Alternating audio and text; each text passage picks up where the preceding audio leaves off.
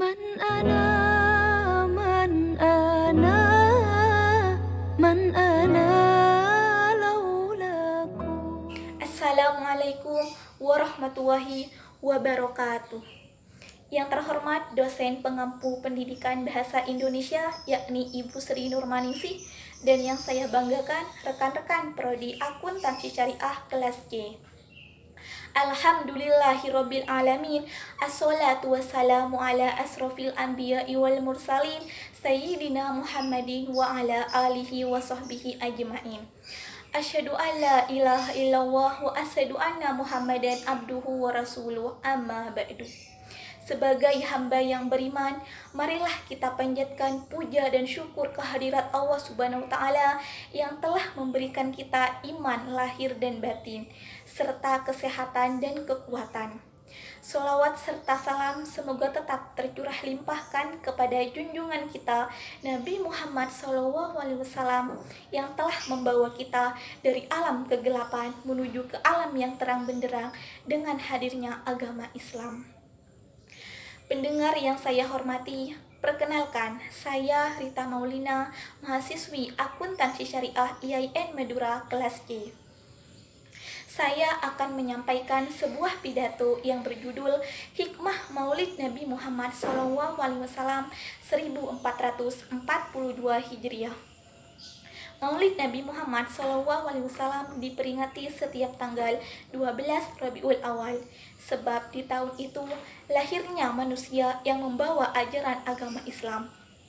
Menurut sejarah, lahirnya Nabi Muhammad SAW ini disebut tahun gajah, sebab di tahun itu kota Mekah diserang oleh Raja Abraha beserta pasukannya yang menaiki gajah untuk menghancurkan Ka'bah. Namun, belum sampai di kota Mekah, datang burung berbondong-bondong yang membawa batu-batu panas dan menjatuhkannya ke pasukan Abraha. Mereka pun jatuh bergelimpangan dan tewas mengenaskan. Alhamdulillah. Dalam memperingati Maulid Nabi Muhammad SAW ini, yang paling penting adalah kita sebagai umatnya meneladani dan mengikuti perilaku-perilaku Nabi, di antaranya rajin sholat 5 waktu, sabar, jujur, dan perilaku-perilaku Nabi yang lainnya. Pertama, rajin sholat 5 waktu. Beliau mengatakan, sholat merupakan tiang agama. Sholat merupakan pembeda antara muslim dan non-muslim. Sholat merupakan kesempatan manusia berdialog, meminta dan memohon kepada Allah. Sholat merupakan pertanyaan pertama yang ditanya di akhirat kelak. Jika sholatnya baik, maka insya Allah akan ada harapan amalnya baik juga. Selain itu, sholat merupakan dapat memberikan kesehatan, baik fisik, rohani, serta kesehatan sosial. Apalagi jika sholatnya dilaksanakan secara berjamaah. Begitu pentingnya keutamaan sholat, hingga sampai menjelang wafatnya, beliau mengatakan dan mengingatkan kepada umatnya agar jangan pernah meninggalkan sholat. Amin. Allahumma amin. Perilaku Nabi yang kedua yaitu sabar. Muhammad SAW adalah seorang nabi sekaligus pemimpin yang memiliki hati sabar. Kesabarannya sudah sampai pada level tertinggi, mengalahkan manusia yang lain. Dan sudah seharusnya kita sebagai umatnya mengikuti kesabaran tersebut dan menerapkannya dalam kehidupan sehari-hari. Perilaku Nabi yang ketiga yaitu jujur. Nabi Muhammad SAW mendapatkan gelar Al-Amin karena sikap jujur yang melekat pada dirinya. Akhlak jujur inilah yang menjadi dasar dakwah Nabi. Kejujuran merupakan nilai dasar dan utama dalam Islam, apalagi di tengah dunia yang saat ini sedang dipenuhi dengan praktik koruptif dan kebohongan.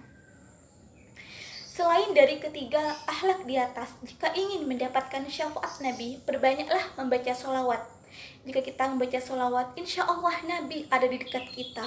Sehingga dalam pembacaan sholawat itu diutamakan berdiri, yang tidak lain tujuannya adalah menghormati kehadiran Nabi.